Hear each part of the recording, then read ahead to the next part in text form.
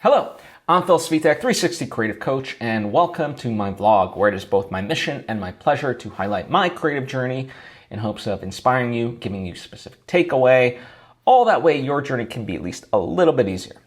Now, before I fully dive into everything, I would love to take the opportunity to invite you to subscribe if you haven't already. That way you get all the various lessons and episodes that I put out right when I put them out. Thank you if you just did, and thank you if you already were. It truly does mean a lot to me, as I hope it does to you.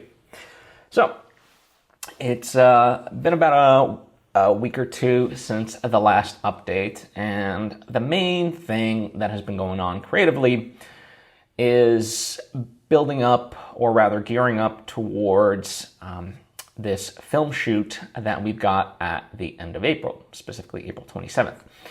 And that film shoot particularly is for this proof of concept for an animated feature that my team and I have been working on. Now, that might sound strange. Wait, you're doing a shoot for an animated film?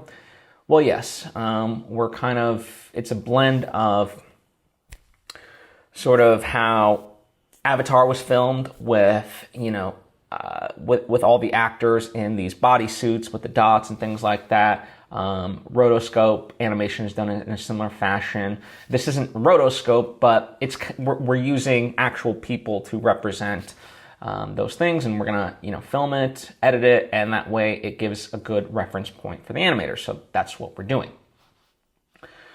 So we're about 3 weeks away. We've got 2 more official production meetings with everyone there.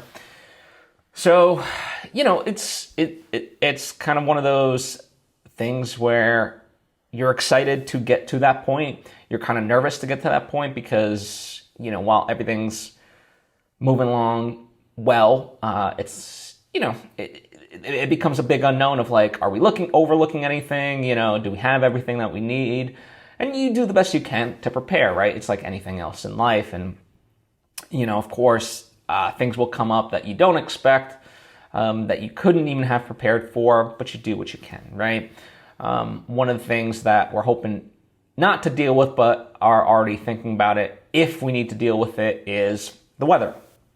Since the start of the year, LA, Southern California, right, has experienced just rain, right? And even now in April, we think that it's over, but it'll go from being like 80 and then all of a sudden rain again. And so we're hoping very much that by the end of April, certainly, that at least on those particular days surrounding our shoot, that there is no rain, because our shoot ideally would be outside, so we would have more space at the location we already have, and things of that nature. And I say we don't, obviously it would be great not to have it on the day of, right? But we also don't want rain beforehand either, because then the ground will be wet and yada yada, right? So we just want no rain for the couple days leading up to it, and no rain certainly on the day of filming. Now, as I say, it's just a reality. We have to kind of consider these things, and okay, what's alternative if that happens, right? If there is rain, what do we do? And yes, there's of course solutions. The unfortunate part about it becomes then you're spending more money and things like that. Throws a sort of a big wrench, because you're planning to go to one location now, potentially you have to go to a completely different place entirely, and that messes up also catering and other stuff. So, it's a lot to consider, but we're, making the best of it in that way. And yeah, what are the things we need on set? Just the usual stuff one might think of when you're doing a film shoot, right? Luckily, it's pared down because we don't need costumes or makeup or things like that. It's all just for reference. We don't need this intricate lighting setup. We literally just need lighting enough so that way we can see what's in the frame, right? It doesn't have to look like a film noir type of shot. It's, as I said, literally just for reference. So in that way, it's been going well, As of right now, we feel confident, and things are being put in place to make sure, that we have everything. The second aspect of kind of leading up to that film shoot is having everything prepped from a creative standpoint, meaning that for the animation, we want to have as much ready in advance so that way, once we're done with the actual filming itself, we can edit it, send it to the animators, and get really going on that process of it, right? And the whole point of filming and then editing it is it actually acts like our animatic, right? This will be, normally you draw storyboards, then create an animatic, and from that, you start to create the animation itself. So this is our version of it. And in advance of completing, quote, the animatic, we want to make sure that we have the various character renderings, the main characters, the background characters, the environments, and so forth. And, that's been quite a lot of work for the past couple of months. Every week we get this round of character designs and, we mull over it and decide what do we like, what do we don't like, how can we improve it, things of that nature. And particularly now that we've completed the crowdfund, we did a crowdfund to raise money for this entire phase of the movie. And now that we've raised successfully the money that we did, we are able to now pay our animators to really ramp up, right? Beforehand, we were just kind of doing a smaller amount and also knowing they were kind of withholding payment up until we finished the crowdfund, right? Like they were always going to get paid. That wasn't a question. It was just, even if the crowdfund was a failure, of course I would pay them, right? But the idea was that we were just kind of slowly working on some stuff, and then once the crowdfund was finished, then the floodgates would open, sort of a thing. And so we're in that stage of it, and it's been really fun to kind of be in it, But like with anything else in life, the hard part is, it's certainly from my core team. Not on the animation side, but like the team that I work with here, on the logistics and everything else, it's not our full-time jobs and things like that. So, I imagine certainly, what takes us weeks could take us days, right? If we could have that concentrated effort as part of it. That's not a complaint. It's just reality. And I think too many people, artists, and it doesn't have to be about film, but just in general, this idea that they want to be further ahead, they want things to be faster. That would be nice, but you just have to kind of accept the reality of where you're at creatively, So we don't have the means to not work our day jobs and things of that nature to support ourselves and so forth. So this has to be a secondary thing, right? In that way, and we make do. And the fact that we continue to deliver in these various ways is amazing. It's incredible. So also this past weekend, speaking of creative stuff, we had rehearsals, if you will, meaning we did a Zoom call with the various actors that will be in this teaser. Now, a lot of them are playing multiple roles. So we kind of went over the script, and it's very interesting because, it's a proof of concept, but it's not like a short film proof of concept. It's more like a teaser. So the difference is that, a short film itself could be kind of like a scene or a couple of scenes, but for the most part, they tell a little piece of the story, right? Here, you get a sense of, what the movie would be, right? Like a trailer that you would watch at the movies, right? Or online, whatever it may be. Like that's what we're more creating. And that means that's a lot more scenes, that's a lot shorter scenes, and they're snippets. They're not even scenes, right? And so within each moment, you have to convey an emotion at its peak, right? Whether it's anger, whether it's jealousy, whether it's love, happiness, whatever it is. Like, these are peak moments because, it's a highlight reel of the movie. Except the movie's not made, right? And so it's a very interesting way to sort of approach it in that way. And yeah, it's definitely new territory for me to figure out how to direct people in these moments, right? I mean, we're talking like 1 to 2 seconds, and yet they have to convey the full length and breadth of a character's history within that particular moment, and in order to get it right. So yeah, we did that. I thought it was successful in that way. I'm looking forward to it. Yeah, and overall, just, whether it's the core team or the animation team or now these actors coming on board, everyone has a level of passion that I truly appreciate and enamored with. And so, yeah, you just kind of, in that way, have to trust the process. And of course, it requires work and preparation in that way. And everyone is professional enough to be able to do that. So I'm looking forward to it in that way. One of the difficult things about just in general with rehearsals, yeah, it's more of like an information dump.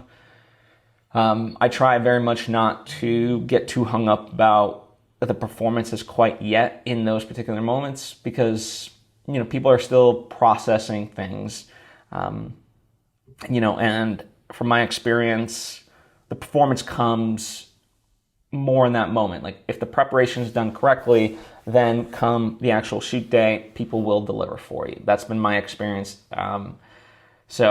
And that's the way I approach it, because one of the interesting things about it is to, someone had made a comment of like, oh, it's so good to like actually hear someone's voice quality given towards the characters, meaning that for months on end at this point, they've been, reading this script, and, it's just words on a page. And so you're assigning your own sort of aspects to it. And even if you see a rendering of a certain character, that can, kind of push you down a certain direction, but you still don't know their vocal quality.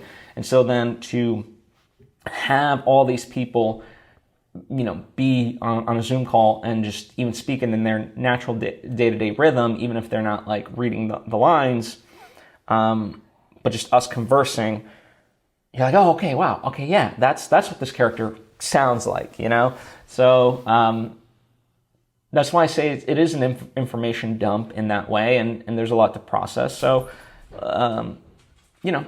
let people take their time with it, and that's what I try to do. So, yeah, that was one of the big things that we did, and we did this almost 4 weeks in advance. So, yeah, it gives them plenty of time to think about. And, I said, like, whatever questions may arise for you, whatever help you might need from me, let me know. But yeah, it was important. And one of the other things, there's a central relationship within the movie, but also in the teaser itself. I mean, there's a lot of, characters who have very strong relationships, but within the full script, but as far as the teaser itself, not all of that is going to necessarily get highlighted, so it's not important to, fully develop in this particular moment, right?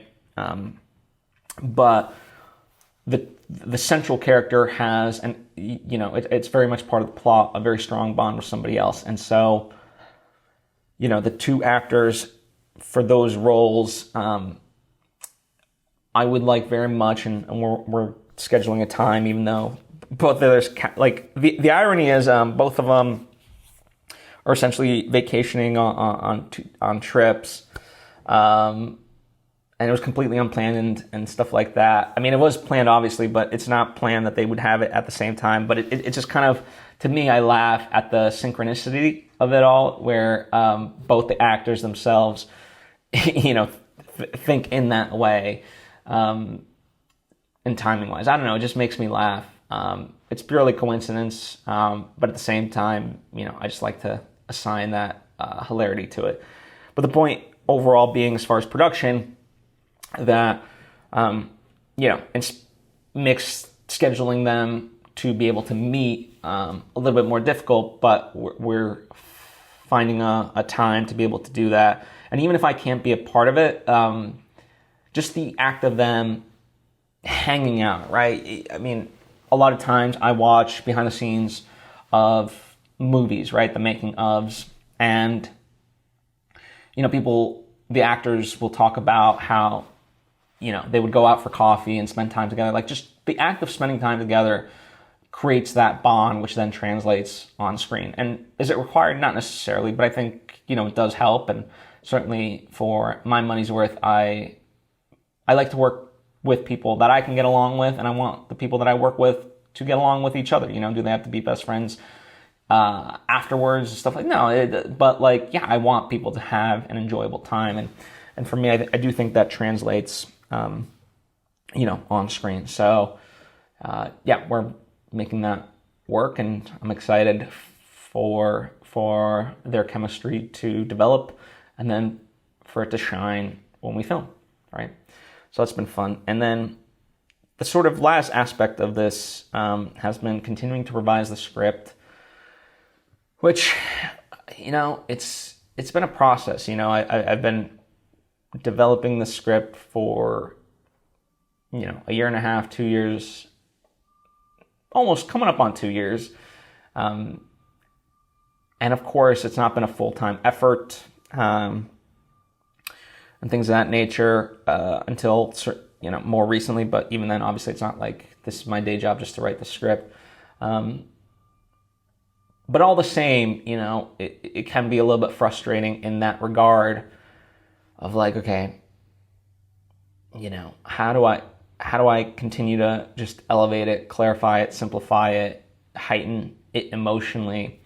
And luckily, that's why I've got, members on my team who are fantastic at giving notes, and not just notes, but being solution oriented, where they can pinpoint exactly what needs to be added, changed, subtracted, whatever it may be, to accommodate those notes.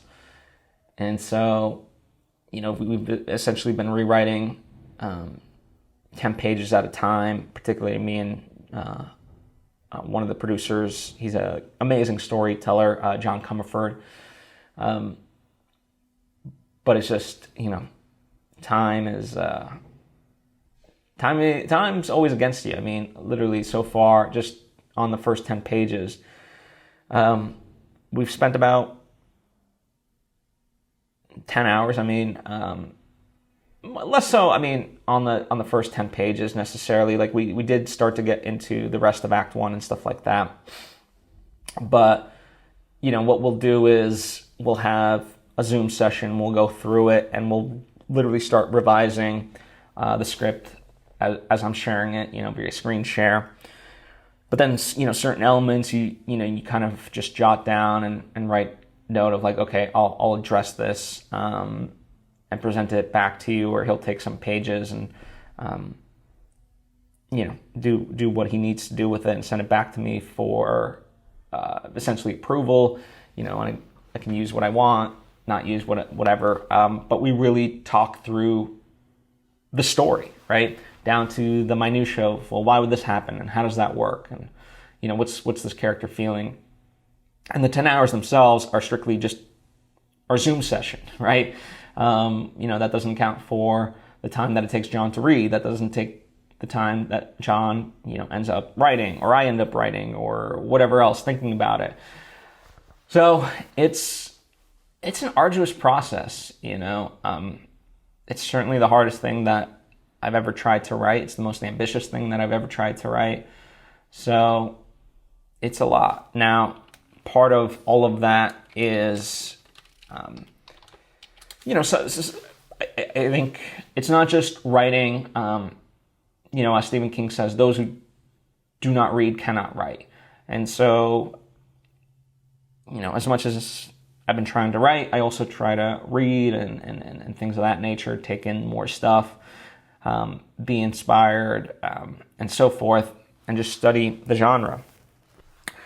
And yeah, been just doing the best I can with that. But I know this isn't. This just kind of popped in my mind. I know it's not related, particularly in this moment, to the writing aspect of it, but just in terms of fleshing out the world as we design these characters, their look and so forth.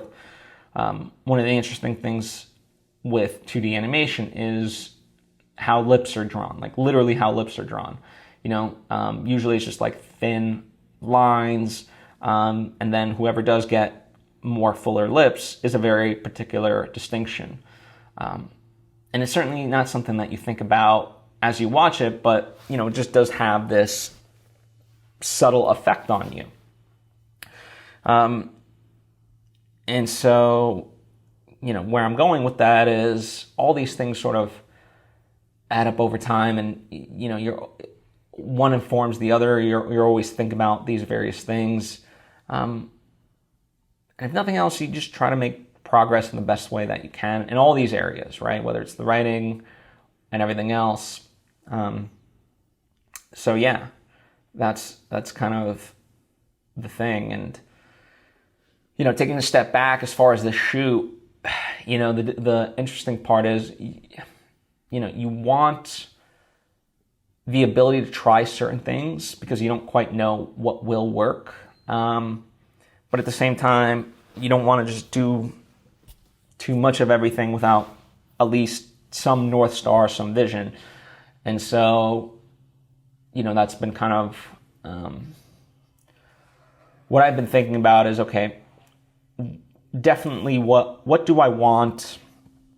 For example, there's a moment where there's a party scene, and it's all sort of, extras. It's not any of the main characters, but what are they like? Are they raving, or are they much more subdued? Like, what does that look like? What's their movement?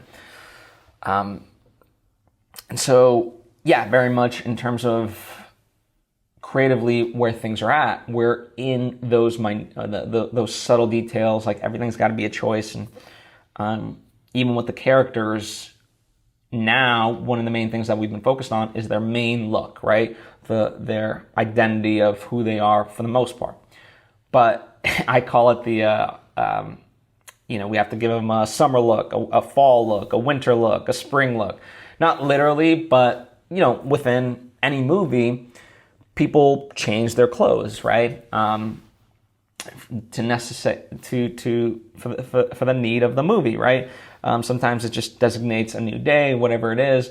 Other times, like, it serves a particular function, like if they're in a summer climate, obviously they would have much more lighter clothes versus if they go to the tundra, right? And so we're also kind of in that phase of, okay, well, what's the main character's summer wardrobe? What's their fall wardrobe? Again, I use those jokingly, but that's the basic idea. So, yeah, that's been a lot to think about. Like, it's just, you're literally creating a world from scratch, and the same sort of methodology applies to, even if this was live action, right? Lord of the Rings, that's an example of a fantasy movie. Like, luckily they had already a lot of pre-built, pre-rendered descriptions and sketches that they can, pull from. And, we're having to sort of pull our own references and things like that nature that make sense and fit, and then create off of that. But yeah, it's one of those things. Two things can be, it's exciting and it's also terrifying at the same time, right? But yeah, man, I love seeing it come together, and I certainly love the level of attention everyone brings to these particular things, right? Because everyone's doing a fantastic job. So that's kind of where we're at. And, just to thread the needle, if you will, the reason I'm working on revising the script, besides the obvious reasons, is because come the day of the shoot, the more of the script that can be polished, so again, another instance of time being against us, but the more that the script can be polished, the clearer things will be in my mind. And not only that, if there's any changes from the script to, that need to be addressed in the teaser, we can do that. And I've talked about this before, not that the teaser itself has to, it's just a byproduct. The teaser itself is meant to be a representation of what the movie would be if it was made, right? And I'm sure there's going to be some distinctions and things like that, and that's fine as long as the spirit of it all remains. But to the extent that I can, just my own sanity of it all is, let's make it as close to, if we can, to the version that we have in that particular moment. That's the best any of us could do, and so it's like, that's why, like, let's make sure, so that's why I'm really kind of pushing for trying to the extent that we can, getting this draft of the script done beforehand, right? So, yeah, that's kind of where we're at and why we're doing the things that we're doing. The other thing I wanted to talk about is just this idea more and more. This is unrelated to the movie, by the way, but this idea that, in particular podcasts, but it can be applicable to other things, where people see something and they think of it as easy. And the reason I bring up podcasting is because, there's the sort of notion that, everyone has a podcast. And it creates one of two things. Either it drives people away because it's like, everyone has a podcast, so why start my own, because there's just not enough room, which is stupid. It's like saying, someone's written a book, so why should I write a book? Like, no. You know what I mean? But conversely, to that effect, it also makes it seem like, if everyone has a podcast, it must be easy. And it's like, no, it's still a skill that you have to develop. It'd be like me saying, like, my friends find me funny, and therefore I can go do stand-up comedy. They are not the same. And I think too many people just approach certain disciplines without that level of respect, and it just creates chaos, I don't know, I'm truly baffled. There's people that I advise, there's people that I work with, so I've been in podcasting since 2011, so it's been quite a while and know enough, and that's why people want to work with me is because I have that skill set, that knowledge, and so forth. And the frustrating thing is, in a consulting session, at the end of the day, it doesn't really matter to me whether or not you take the advice, right? Because, I can, it's not going to be mine day to day to manage, but if I'm managing something day to day, and I outline, here's how to do it and so forth, it's not that it's the only way or it's the correct way. I'm certainly open to adjustments, but what I'm not open to is nothing. I almost equate it to, let's say I asked, like, what's your favorite color?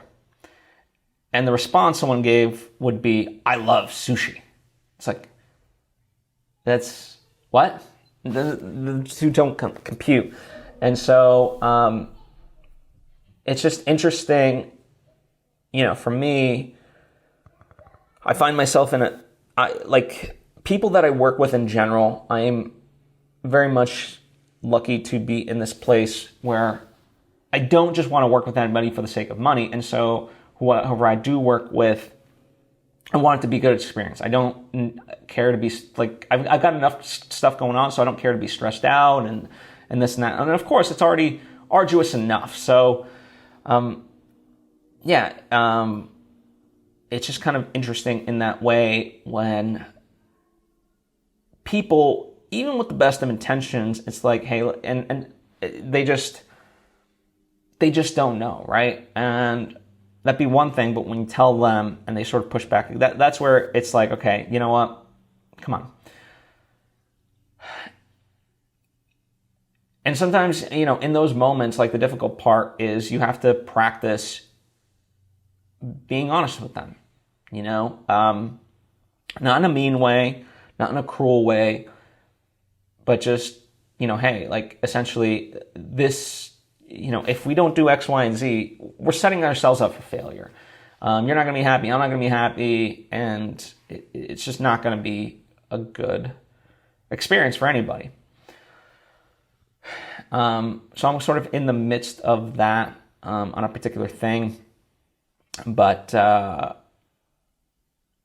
yeah, we'll see, because the fact of the matter is, this is a team that I've started talking with over 3 months ago at this point, something like that,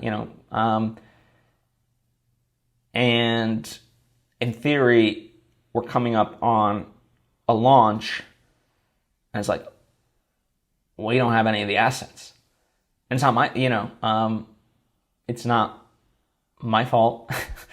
Like the interesting part is, I don't know. Sometimes people, like, I'm just always amazed at people and what they think and so forth. I mean, the world would be just swimmingly if it wasn't for other people, right? And I'm sure people could, like, that's the irony. I understand that people could very much sit here like this and have their own thoughts and be like, okay, here's what Phil does wrong. Here's my, my complaints about Phil and yada, yada, yada, right? So I understand that. But yeah, it's just,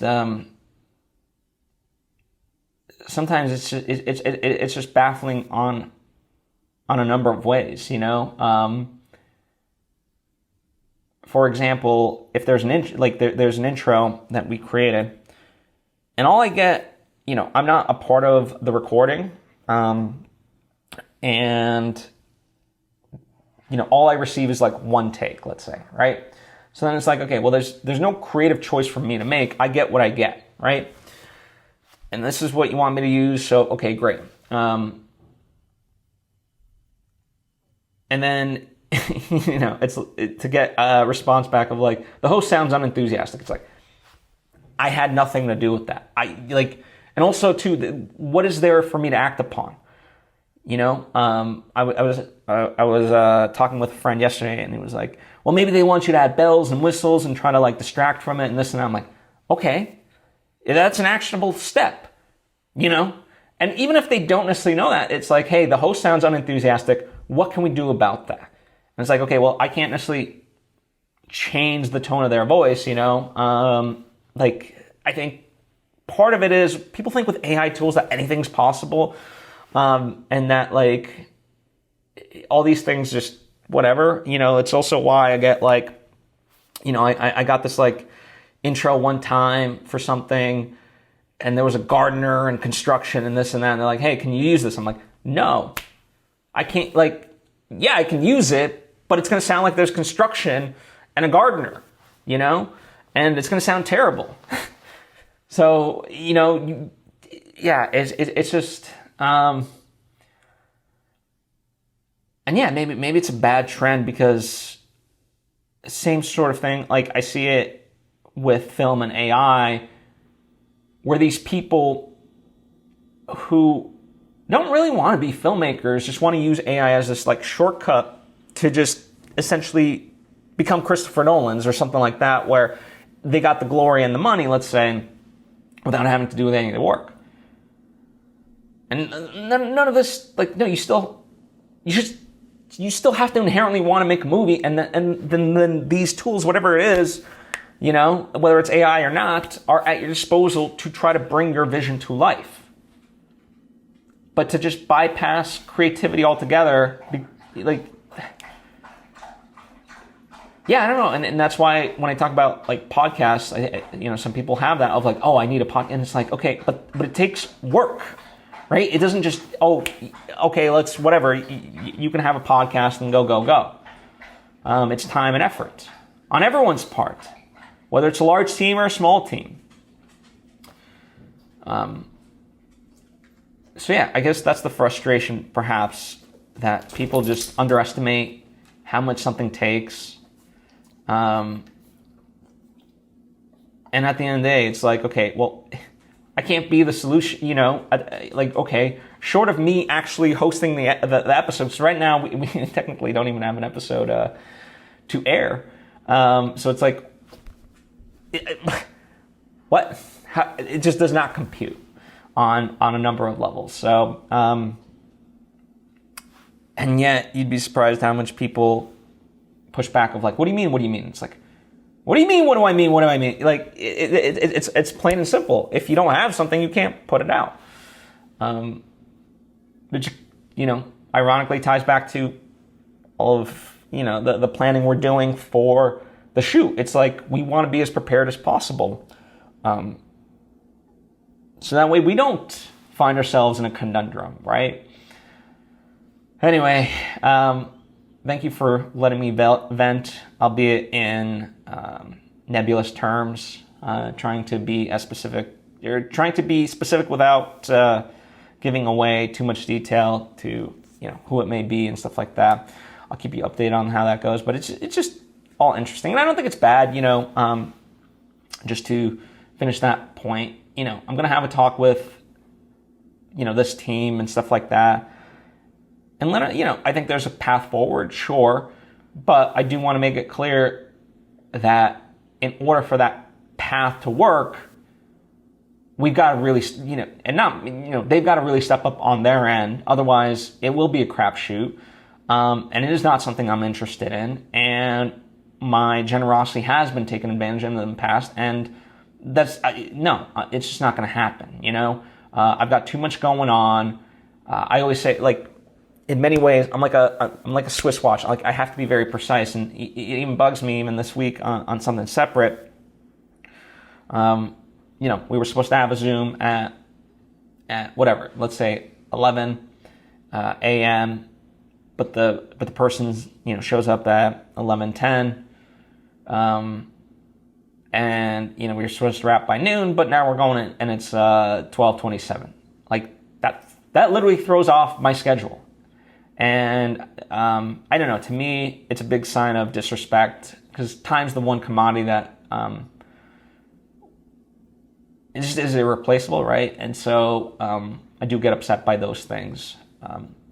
So, yeah, just a little window into my worldview and stuff like that.